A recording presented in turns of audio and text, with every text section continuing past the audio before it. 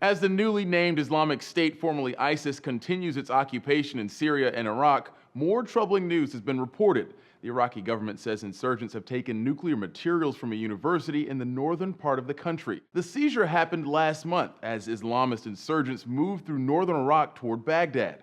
A letter sent to the UN from the Iraqi government dated July 8th said the militants took nearly 90 pounds of what's believed to be low-grade uranium from Mosul University.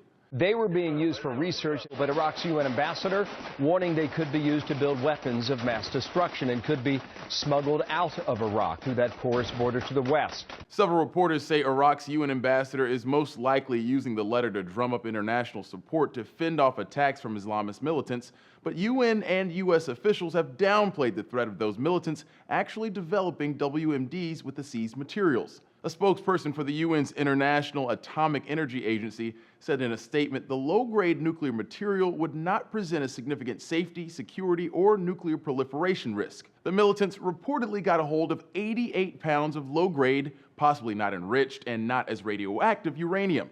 For comparison, the bomb dropped on Hiroshima in 1945 contained 141 pounds of enriched uranium.